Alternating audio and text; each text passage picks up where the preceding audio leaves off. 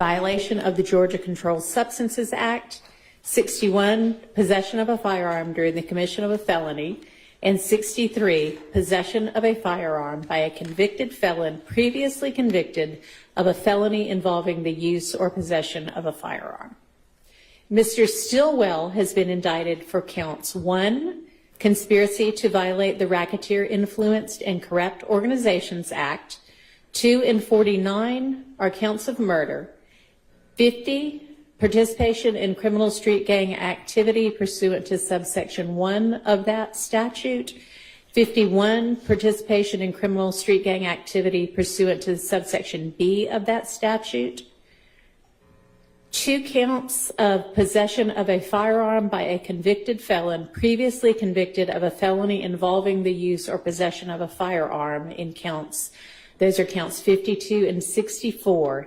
And then count 54, which is possession of a firearm during the commission of a felony. You will have a copy of the indictment with the relevant charges with you during your deliberations. Each defendant has entered a plea of not guilty to this indictment. The indictment and the plea form the issue that you are to decide. Neither the indictment nor the plea of not guilty should be considered as evidence. The instructions that I give you will apply to each defendant individually. So when I say the defendant or a defendant, the instruction applies equally and separately to each defendant. Further, your determination of the issues set forth in the verdict forms must be made as to each count and as to each defendant individually. A defendant is presumed to be innocent until proven guilty. The defendant enters upon the trial of the case with a presumption of innocence in his favor. This presumption remains with the defendant until it is overcome by the state with evidence that is sufficient to convince you beyond a reasonable doubt that the defendant is guilty of the offense charged. No person shall be convicted of any crime unless and until each element of the crime is proven beyond a reasonable doubt. The burden of proof rests upon the state to prove every material allegation of the indictment and every essential element of the crime charged beyond a reasonable doubt. There is no burden of proof upon the defendant whatsoever, and the burden never shifts to the defendant to introduce evidence or to prove innocence. However, the state is not required to prove the guilt of the accused beyond all doubt or to a mathematical certainty. A reasonable doubt means just what it says. It's a reasonable doubt is the doubt of a fair-minded and impartial juror honestly seeking the truth. A reasonable doubt is a doubt based upon common sense and reason. It does not mean a vague or arbitrary doubt. It's a doubt for which a reason can be given, arising from a consideration of the evidence, a lack of evidence, or a conflict in the evidence. After giving consideration to all of the facts and circumstances of this case, if your minds are wavering, unsettled, or unsatisfied, then that is a doubt of the law and you must acquit the defendant. But if that doubt does not exist in your minds as to the guilt of the accused, then you would be authorized to convict the defendant. If after considering the evidence you believe beyond a reasonable doubt that a defendant is guilty of an offense alleged in the indictment, you would be authorized to convict the defendant of that offense. If the state fails to prove the defendant's guilt of an offense beyond a reasonable doubt, it would be your duty to acquit the defendant of that offense. Facts and circumstances that merely place upon the defendant a grave suspicion of the crime charged or that merely raise a speculation or conjecture of the defendant's guilt are not sufficient to authorize a conviction of the defendant. Your oath requires that you will decide this case based upon the evidence. Evidence is the means by which any fact that is put in issue is established or disproved. Evidence includes the testimony of the witnesses, the exhibits admitted during the trial, and any stipulations of the attorneys, which are facts to which the attorneys have agreed. Evidence does not include the indictment, the plea of not guilty, opening or closing remarks of the attorneys, or questions asked by the attorneys. The parties have entered into stipulations about certain facts, and these 4 stipulations are marked as joint exhibits. Where parties stipulate facts, that is in the nature of evidence, you must take that fact or those facts as a given without the necessity of any further proof. You make all decisions based on the evidence in this case. Evidence may be either direct or circumstantial or both. In considering the evidence, you may use reasoning and common sense to make deductions and to reach conclusions. You should not be concerned about whether the evidence is direct or circumstantial. There's no legal difference in the weight that you may give to either direct or circumstantial evidence. Direct evidence is that which can be seen or heard or otherwise directly sensed. It may be brought into court in the form of exhibits or the testimony of a person who asserts that he or she has actual knowledge of a fact by personally observing or otherwise witnessing that fact. It is evidence that points immediately to the issue in question. When direct evidence points by inference to an obvious, likely, or reasonable conclusion, even though that conclusion is not directly observed or otherwise sensed, that's said to be circumstantial evidence. Circumstantial evidence is the proof of facts or circumstances by direct evidence from which you may infer other related or connected facts that are reasonable and justified in light of your experience. It is evidence that tends to prove or disprove another fact by inference, that is, with consistency with such a fact or elimination of other facts, or that only tends to establish a conclusion in question by its consistency with such conclusion or its elimination of other conclusions. Sometimes circumstantial evidence may point to more than one conclusion. To authorize a conviction on circumstantial evidence alone, the proved facts must not only be consistent with the theory of guilt, but also exclude every other reasonable theory other than the guilt of the accused. The law does not require a higher or a greater degree of certainty on the part of you, the jury, to return a verdict based on circumstantial evidence than upon direct evidence. There's no rule that either circumstantial or direct evidence is stronger than the other if conflicting. The comparative weight of circumstantial evidence and direct evidence on any given issue is a question of fact for you, the jury, to decide. And whether it's dependent upon direct or circumstantial evidence or both, the true test is whether there's sufficient evidence, whether the evidence is sufficiently convincing to satisfy you beyond a reasonable doubt. If not, you must acquit. If so, you may convict. You, the jury, must determine the credibility of the witnesses. In deciding credibility, you may consider all of the facts and the circumstances of the case, including the witness's manner of testifying, their means and opportunity of knowing the facts about which they testify, the nature of the facts about which they testify, the probability or improbability of their testimony, their interest or their lack of interest in the case and the outcome of the case, and their personal credibility as you observe it. Testimony has been given in this case by certain witnesses who are termed experts. Expert witnesses are witnesses who, because of their training and experience, possess knowledge in a particular field that is not common knowledge or known to the average citizen. The law permits expert witnesses to give their opinions based upon that training and experience. You are not required to accept the testimony of any witnesses, expert or otherwise.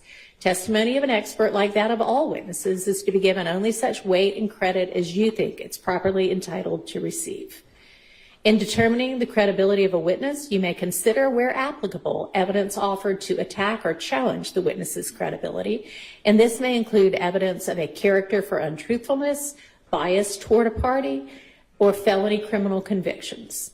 In determining the credibility of any witness whose credibility has been attacked or challenged, as I've described above, in any testimony given by him or her in court, you may consider, where it's applicable, evidence offered to support the credibility or believability of such a witness. The credibility of a witness may also be attacked by disproving the facts to which the witness testified. Your assessment of a trial witness's credibility may be affected by comparing or contrasting that testimony to statements or testimony that the same witness gave before the trial started. It's for you to decide whether there's a reasonable explanation for any inconsistency in a witness's pretrial statements or testimony when compared to the same witness's trial testimony. As with all issues of witness credibility, you, the jury, must apply your common sense and reason to decide what testimony you believe or do not believe. In assessing the credibility of a witness, you may consider any possible motive in testifying if that is shown. In that regard, you are authorized to consider any possible pending prosecutions, negotiated pleas, grants of immunity or leniency, or similar matters. You alone shall decide the believability of all of the witnesses. The testimony of a single witness, if believed, is generally sufficient to establish a fact.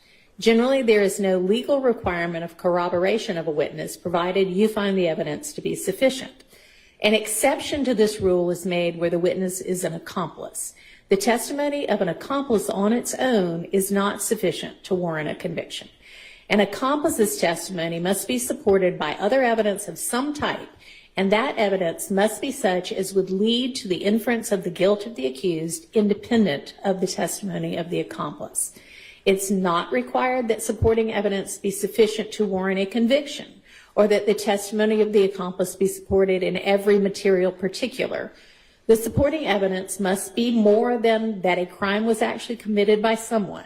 It must be sufficient to connect the accused with the criminal act, and must be more than sufficient to merely cast upon the accused a grave suspicion of guilt. Slight evidence from another source that connects the accused with the commission of the alleged crime and tends to show participation in it may be sufficient supporting evidence of the testimony of an accomplice. In order to convict, that evidence, when considered with all of the other evidence in the case, must be sufficient to satisfy you beyond a reasonable doubt that the accused is guilty.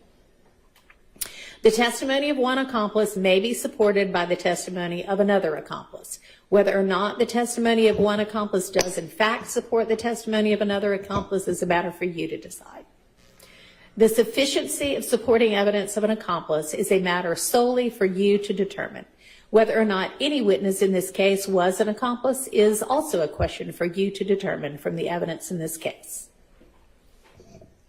Any out-of-court statements made by one of the defendants on trial in this case after the alleged criminal act has ended may be considered only against the person who made the statement, and only if you find such statement was freely and voluntarily made. If you find that an out-of-court statement was made to the police freely and voluntarily by a defendant on trial in this case, then you are to consider the statement only against the particular defendant who made it. A defendant in a criminal case may take the stand and testify and be examined and cross-examined as any other witness. However, a defendant does not have to present any evidence nor testify. If a defendant chooses not to testify, you may not consider that in any way in making your decision. Sometimes evidence is admitted for a limited purpose or against some parties and not others, or for some counts and not others. I have previously instructed you as to how to consider particular evidence that was limited over the course of this trial.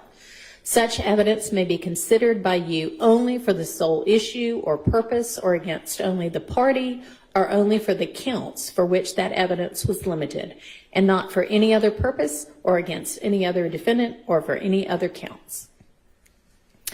You have received evidence of certain prior convictions of these defendants as well as certain other witnesses in this case. You may consider the conviction of Mr. Kendrick only against Mr. Kendrick and only as to count 1 and as to the required element of being a convicted felon in count 63.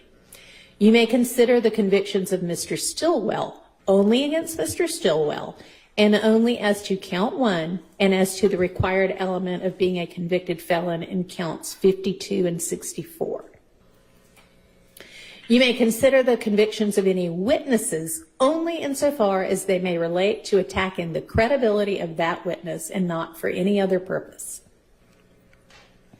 Identity is a question of fact for you to determine. Your determination of identity is dependent upon the credibility of the witness or witnesses offered for this purpose. You should consider all of the factors previously charged to you regarding credibility of witnesses. In addition, some but not all of the factors you may consider in assessing the reliability of any identification are the opportunity of the witness to view the alleged perpetrator at the time of the alleged incident, the witness's degree of attention toward the alleged perpetrator at the time of the alleged incident, the possibility of mistaken identity, whether the witness's identification may have been influenced by factors other than the view that the witness claimed to have had, whether the witness on any prior occasion did not identify that person as the alleged perpetrator, and the length of time between the crime and the out-of-court or any out-of-court identification. It's for you to say whether under the evidence in this case, the testimony of the witnesses and the facts and circumstances of the case sufficiently identify someone beyond a reasonable doubt as the alleged perpetrator or a party to an act. It is not necessary that the defendant show that another person committed the alleged act. The burden of proof never shifts to the defense. Defendants are charged with crimes against the laws of this state. A crime occurs when a law is violated by a defendant's intentional action. Intent is an essential element of any crime and must be proved by the state beyond a reasonable doubt. Intent may be shown in many ways, provided that you, the jury, believe it existed from the facts proven before you. It may be inferred from the proven circumstances or by acts and conduct, or it may, in your discretion, be inferred when it is the natural and necessary consequence of the act. Whether or not you draw such an inference is a matter solely within your discretion. Criminal intent does not mean an intention to violate the law or to violate a criminal statute, but it simply means the intention to commit the act that is prohibited by a statute. A defendant will not be presumed to have acted with criminal intent, but you may find such an intention or the absence of it upon a consideration of words, conduct, demeanor, motive, and other circumstances connected with the act for which the accused is being prosecuted. Every person is presumed to be of sound mind and discretion, but this presumption may be rebutted. Whether or not you make any inference or inferences such as that is a matter solely within your discretion as the jury. Every party to a crime may be charged with and convicted of commission of the crime. A person is a party to a crime only if that person directly commits the crime, intentionally helps in the commission of the crime, or intentionally advises, encourages, hires, counsels, or procures another to commit the crime. A party to a crime who did not directly commit the crime may be prosecuted for commission of the crime upon proof that the crime was committed and that the person was a party to it, even though the person alleged to have directly committed the crime has not been prosecuted or convicted, has been convicted of a different crime or degree of crime, is not amenable to justice, or has been acquitted. Knowledge on the part of the defendant that the crime of murder, that's counts 2 and 49, possession of marijuana with intent to distribute, count 58, or possession of a firearm, counts 52, 54, 61, 63, and 64, was being committed, and that the defendant knowingly and intentionally participated in or helped in the commission of such crime must be proved by the state beyond a reasonable doubt in order for you to convict on those counts. If you find from the evidence in this case that the defendant had no knowledge that the crime of murder, possession of marijuana with intent to distribute, or possession of a firearm in the counts that I just referenced was being committed, or that the defendant did not knowingly and intentionally commit, participate in, or help in the commission of the alleged offense, then it would be your duty to acquit the defendant of that count. On the other hand, should you find beyond a reasonable doubt that the defendant had knowledge that the crime of murder, possession of marijuana with intent to distribute, or possession of a firearm in the counts I just mentioned was being committed, and that the defendant knowingly and intentionally participated or helped in the commission of it, then you would be authorized to convict the defendant of that count. You are not authorized to find a person who is merely present at the scene of the commission of a crime at the time it was committed guilty of consent in and concurrence in the commission of the crime, unless the evidence shows beyond a reasonable doubt that such person committed the alleged crime, helped in its actual perpetration of the crime, or participated in the criminal endeavor. You are not authorized to find a person who is merely associated with other persons involved in the commission of a crime guilty of consent in or concurrence in the commission of a crime, unless the evidence shows beyond a reasonable doubt that the person helped in the actual perpetration of the crime or participated in the criminal endeavor. Next, I'm going to define for you the elements of the crimes that are alleged as counts against either defendant. Then I will define the meaning of any crimes that are alleged as an overt act, but that I have not yet defined.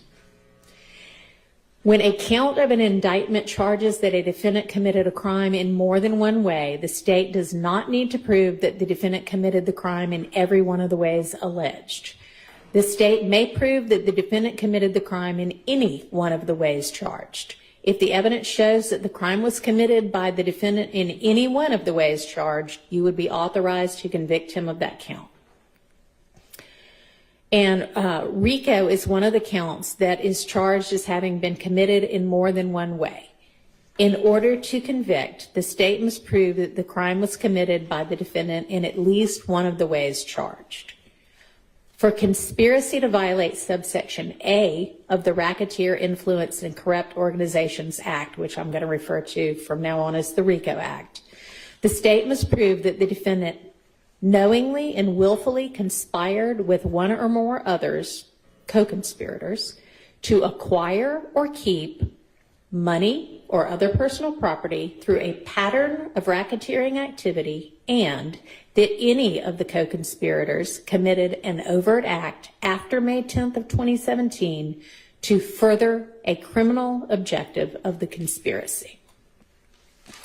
For a conspiracy to violate subsection B of the RICO Act, the state must prove that defendant, while associated with an enterprise, knowingly and willfully conspired with one or more others to participate in the enterprise through a pattern of racketeering activity, and that any of the conspirators committed an overt act after May 10th, 2017 to further a criminal objective of the conspiracy.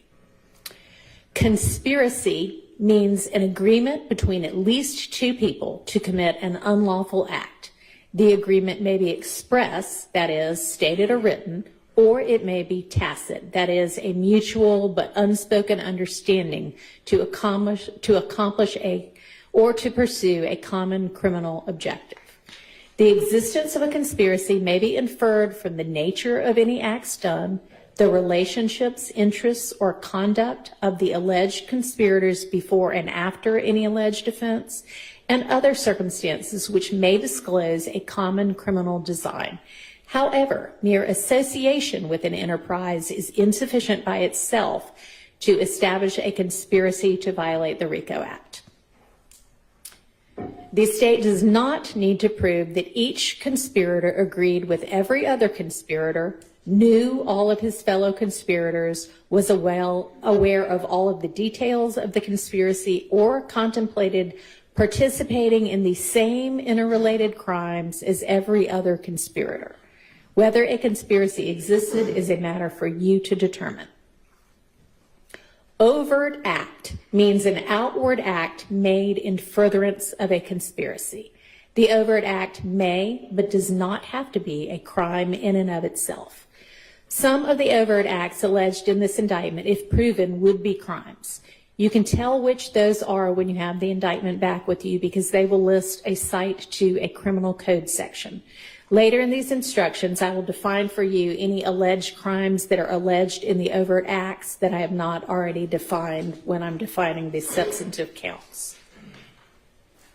Enterprise means a group of individuals who are associated in fact, whether or not all of the members know each other. To be an enterprise under the RICO Act, the group must have a common purpose and ongoing nature sufficient to pursue its purpose or purposes, and at least a loose or informal relationship amongst those involved. The group does not need any form or structure beyond what is necessary to conduct a pattern of racketeering activity.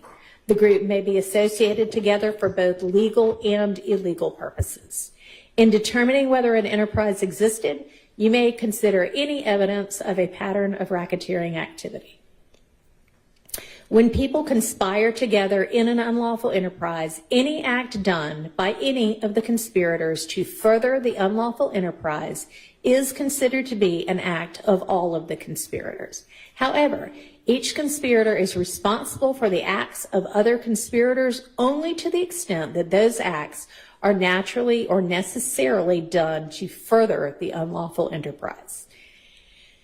If you find that the defendant did not knowingly and willfully join a conspiracy as described above, then you cannot contribute the statements or acts of another person to the defendant.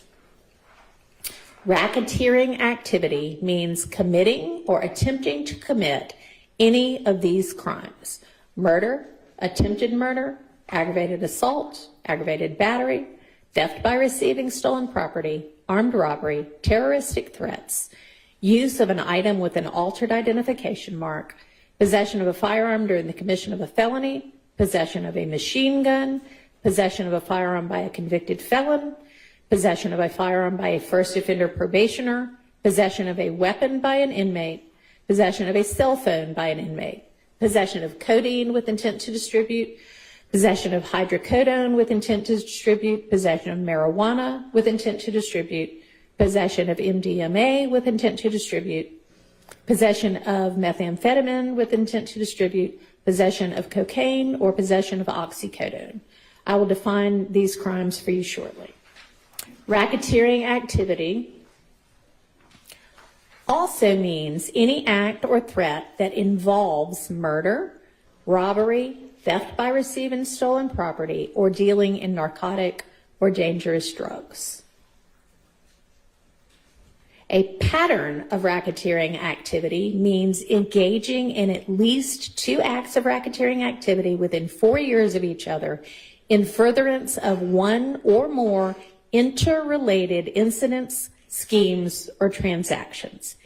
Interrelated here means acts that have the same or similar intents, results, accomplices, victims, or methods of commission, or that are otherwise interrelated by distinguishing characteristics and that are not isolated incidents.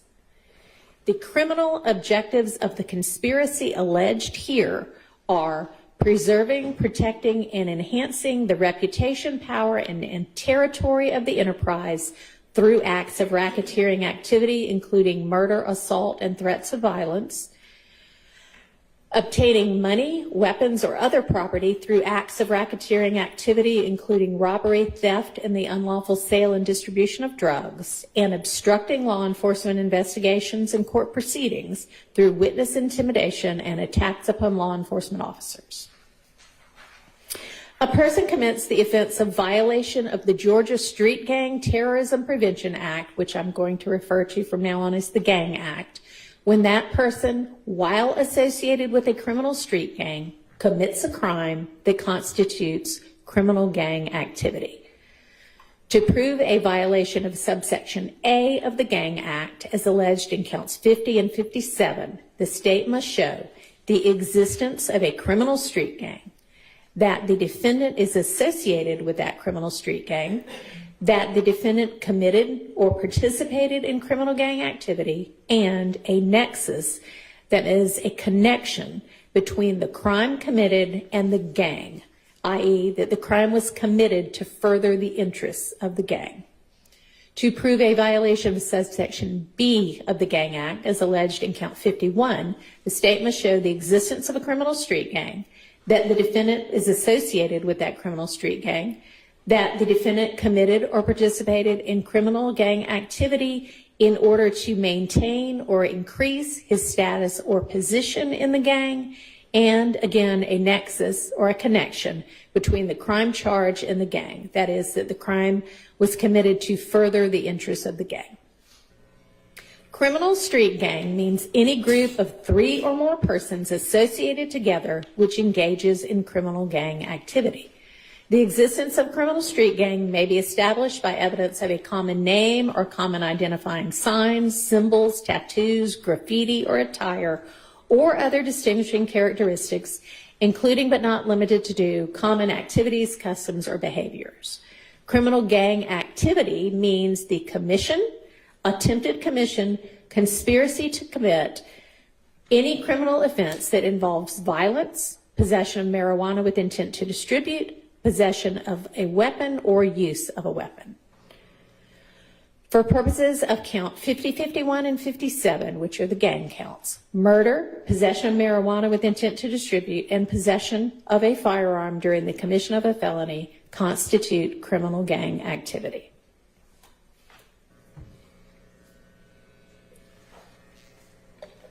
For malice murder, the state must prove that a defendant caused the death of another person unlawfully and with malice aforethought.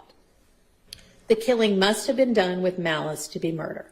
Malice, as the term is used here, is not necessarily ill will or hatred. Rather, it is the unlawful intent to kill. You may find malice when the circumstances show that the defendant acted with the deliberate intention to unlawfully take the life of another person. You may also find malice where there does not appear to be significant provocation and all of the circumstances of the killing show an abandoned and malignant heart. The state does not have to show premeditation to prove murder. If a killing is done with malice, it is murder, regardless of how briefly the malicious intent existed. No specific length of time is required for malice to arise in the defendant's mind. Malice may be formed in a moment, and instantly a fatal wound may be inflicted. If malice was in the defendant's mind at the time of the act or the killing and moved the defendant to do it, that is enough for the killing to be murder. Premeditation typically means a prior decision or plan to do something. Premeditation is not an element of murder and does not need to be proved by the state for you to find malice aforethought. However, in determining whether malice existed at the time of the killing, you may consider any evidence of premeditation or lack of it. The state may, but does not have, to prove motive to prove murder. Any evidence of motive has been admitted for your use in determining the defendant's state of mind at the time of the killing. For possession of a firearm during the commission of a felony, the state must prove that a defendant had a firearm on his person or within arm's reach of his person while committing a felony, which is one of the following: a crime against or involving another person, or a crime involving possession of marijuana with intent to distribute. Murder and possession of marijuana with intent to distribute are felonies, and for purposes of this offense, a firearm includes any handgun. The indictment charges each defendant with possession of a firearm by a convicted felon previously convicted of a felony involving the use or possession of a firearm. I am not going to charge you on that crime because the state concedes that the description of the crime in the relevant counts of the indictment left out an element of either the defendant having previously been convicted of a felony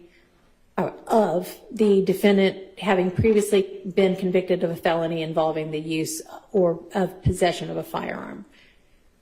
That should be or. So you will be considering only the lesser included offense of possession of a firearm by a convicted felon when you get to those counts. And for possession of a firearm by a convicted felon, the state must prove that the defendant possessed a firearm after having been convicted of a felony. Possession of a firearm during the commission of a felony and possession of a firearm by a convicted felon are both felonies. And again, for purposes of this offense as well, a firearm includes any handgun. For possession with intent to distribute marijuana, the state must prove that the defendant possessed any amount of marijuana with intent to distribute. Intent to distribute means intent to unlawfully deliver or sell.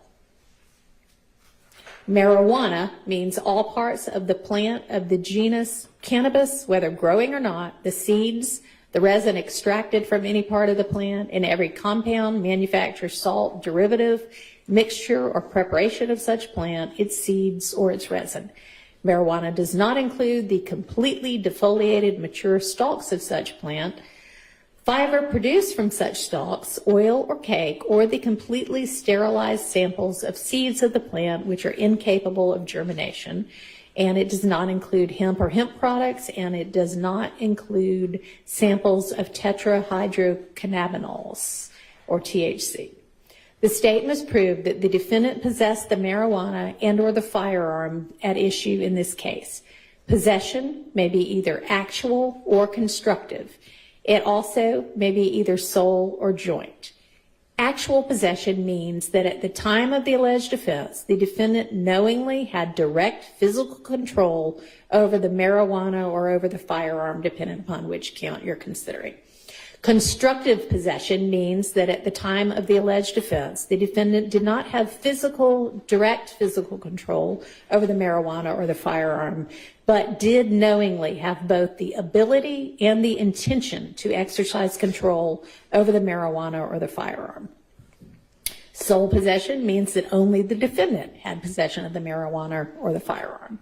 Joint possession means that the defendant shared possession of the marijuana or the firearm with at least one other person. If you find that someone other than the defendant had an equal opportunity to possess the marijuana or the firearm, you would be authorized to convict the defendant only if the state proves that the defendant knowingly possessed the marijuana or the firearm. And I'm now going to define for you any alleged crimes that are alleged in the overt acts that I have not already defined in the substantive counts. So the following definitions apply only to certain acts that are alleged in count 1 of the indictment as overt acts. Aggravated assault with a deadly weapon. For aggravated assault, the state must prove that the alleged perpetrator assaulted another person with a deadly weapon. Assault means to commit or to attempt to commit a violent injury on the person of another. And to prove assault, the state doesn't have to prove the other person was actually injured. However, the state must prove that the alleged perpetrator attempted to cause a violent injury to the person. An offensive weapon is any object that is likely to cause or actually does cause death or serious bodily injury if used against someone. A firearm, when used in the way a firearm is ordinarily used, is a deadly weapon. Aggravated battery. For this crime, the state must prove that, for aggravated battery, the state must prove that the alleged perpetrator maliciously caused bodily harm to another person by seriously disfiguring a part of the body. In deciding whether or not an alleged perpetrator acted maliciously, understand that malice is not ill will or hatred. Malice in this context means an intent to cause the resulting bodily harm without justification or excuse. Malice also means willfully doing an act while aware of a strong likelihood that the particular bodily harm may result.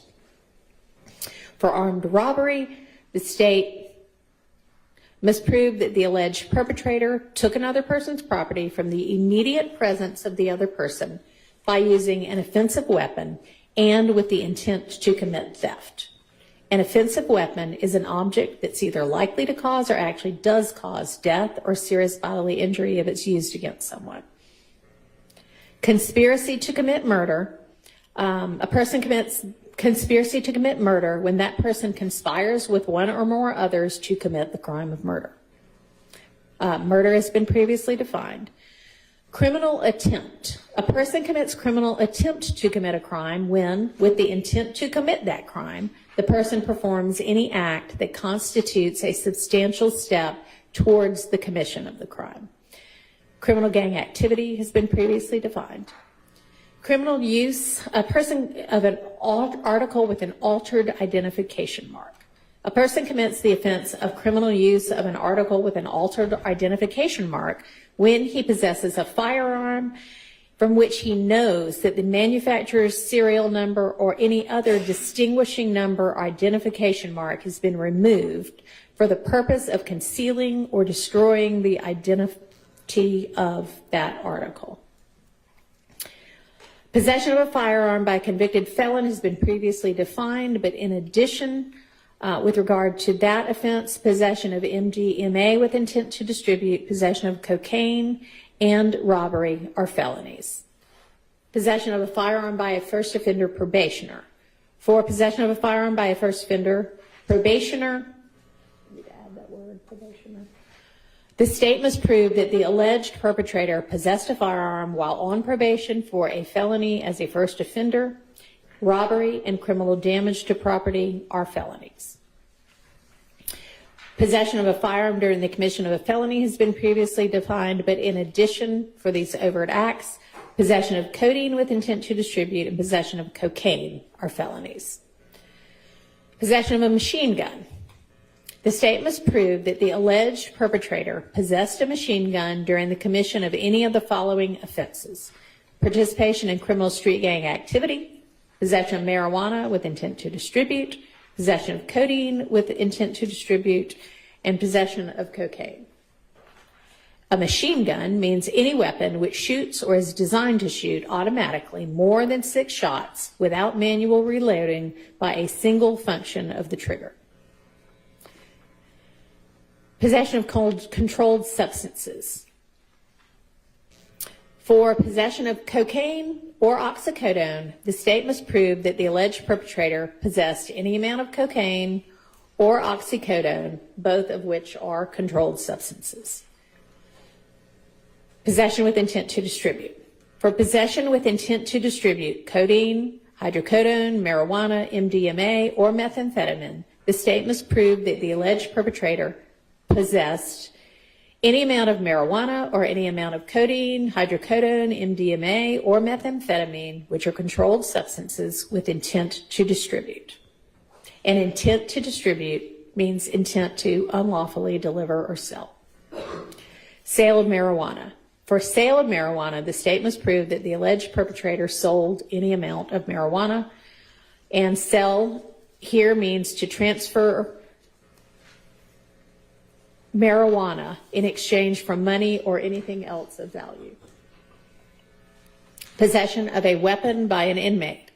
For possession of a weapon by an inmate, the state must prove that the alleged perpetrator, while an inmate, possessed an unauthorized weapon. For possession of a telecommunication device by an inmate, the state must prove that the alleged perpetrator, while an inmate, possessed an unauthorized cell phone. Conspiracy to possess a telecommunication device by an inmate.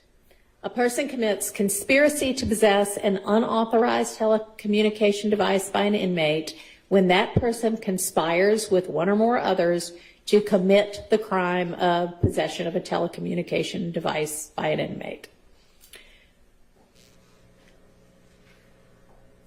For terroristic threats, the state must prove that the alleged perpetrator threatened to commit a crime of violence and that the threat was made. Theft by receiving stolen property. A person commits theft by receiving stolen property when that person receives or keeps stolen property and the person knows or should have known was stolen, unless the property was kept or received with the intent to restore it to the owner. Knowledge on the part of the alleged perpetrator that the property was stolen, or evidence sufficient to show beyond a reasonable doubt that the alleged perpetrator had reason to know the property was stolen, is an essential element of this offense. Knowledge that the property was stolen may be shown by circumstances that would excite suspicion in the mind of an ordinary person. The burden is on the state to prove beyond a reasonable doubt that the alleged perpetrator had knowledge, or under all the circumstances should have had knowledge, that the property in question was stolen and was in the alleged perpetrator's possession. All right, that's it for the overt act crimes. All right, the law provides that criminal action shall be indicted and tried in the county in which the crime was committed. In a prosecution in any case in which it can't be determined that what county the crime was committed, venue is proper and may be proved in any county in which the evidence shows beyond a reasonable doubt it might have been committed. We don't have that here, do we? So essentially just the state must prove that the criminal actions alleged as counts in this case, that they have to be tried and indicted and tried in the county in which the crime was committed. So venue, that is that the crime was committed in a particular county, is a jurisdictional fact that must be proved by the state beyond a reasonable doubt as to each crime charged in the indictment, just as any other element of the offense. Venue may be proven by direct or circumstantial evidence or both. To prove venue for the RICO count, the crime is considered to have been committed in any county in which an incident of racketeering occurred, or in which an interest or control of an enterprise or personal property was acquired or maintained. The defendants are each charged with certain offenses that are set forth in various counts of the indictment. Each count is a separate and distinct offense, and you must independently evaluate the evidence against each defendant and as to each offense. The fact that you reach a conclusion with respect to one offense or with respect to one defendant does not necessarily mean that the same conclusion will apply to any other charged offense or to another defendant. Each count of the indictment before you is separate and distinct. You must evaluate evidence as to one count independently from evidence of each other count. You must evaluate the evidence as to each defendant independently, and you must render a verdict as to each count and as to each defendant individually. If, after considering the testimony and the evidence presented to you, together with the charge of the court, you should find and believe beyond a reasonable doubt that the defendant in Fulton County, Georgia, committed an offense as alleged in the indictment, you would be authorized to find the defendant guilty of that offense. In that event, the form of your verdict for that offense would be to find the defendant guilty. If you do not believe the defendant is guilty of an offense as alleged in the indictment, or if you have any reasonable doubt as to the defendant's guilt of that offense, then it would be your duty to acquit the defendant of that offense. In that event, the form of your verdict for that offense would be to find the defendant not guilty. You are to make a separate determination of guilty or not guilty as to each offense and as to each defendant. Your verdict as to each count must be unanimous. That means that you must be unanimous in your determination that the state has proven every element of that count as defined and listed above beyond a reasonable doubt. And you'll have a copy of these instructions out with you so that you can see what each of the elements of each of the offenses is. Again, the elements are listed above where the crimes are defined, and you must be unanimous that each element has been proven. Let me explain what that means for a few of the elements for count 1 a bit more specifically. And that's the conspiracy to violate the RICO Act. You must be unanimous as to the pattern of racketeering activity that the defendant agreed would be committed. But because count 1 is charged as a conspiracy to violate the RICO Act, it's not required that the state prove that any conspirator actually committed an act of racketeering activity. And on the overt act element, you must be unanimous that a conspirator committed an overt act after May 10th, 2017 to further a criminal objective of the conspiracy. And you would note on your verdict form that and any of other overt act committed in furtherance of the criminal conspiracy to which all 12 of you unanimously agree.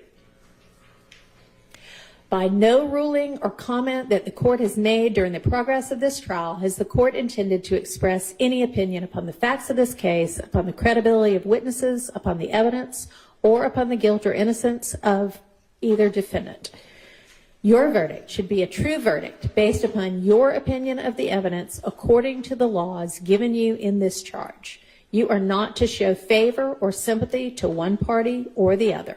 It is your duty to consider the facts objectively, without favor, affection, or sympathy to either party.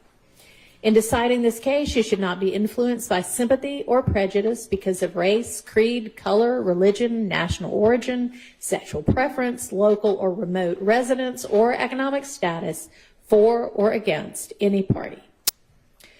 One of your first duties in the jury room will be to choose one of you to be the foreperson. The foreperson will manage your deliberations and will sign the verdict to which all 12 of you freely and voluntarily agree. You should start your deliberations with an open mind. Talk with each other and consider each other's views. Each of you must decide this case for yourself, but you should do so only after discussing and considering the case with your fellow jurors. Don't hesitate to change an opinion if you are convinced that it's wrong. However, you should never give up an honest opinion simply to be congenial or to reach a verdict solely because of the opinion of other jurors. During your deliberations, you must not communicate with anyone other than your fellow jurors about this case. You are not permitted to conduct any research about this case, including persons, places, or legal concepts mentioned during the trial. And these rules apply not only to in-person communication, but also to communication or research using cell phones, text messaging, websites, blogs, or social media of any kind. Whatever your verdict is, it must be unanimous, that is, agreed to by all.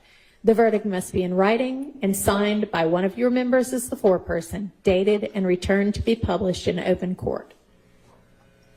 During your deliberations, any communications from you to the court must be in writing, signed and dated by the foreperson, and given to a bailiff.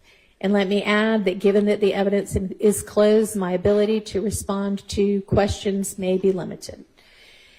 Evidence that was admitted by audio or video recording can only be played here in the courtroom, so any request to review or listen to that evidence again must be made in writing by you to the court, and then it'll be replayed in the courtroom. And that is the end of my instructions. I'm going to excuse you all to the jury room now to elect your foreperson. Don't begin deliberations until you have the indictment, the evidence, and the verdict forms and some copies of this charge out with you. And I'm going to ask jurors number 387, 409, 449, and 508 to hang back with me. And the rest of you can return to the jury room to elect your foreperson. All rise for the jury.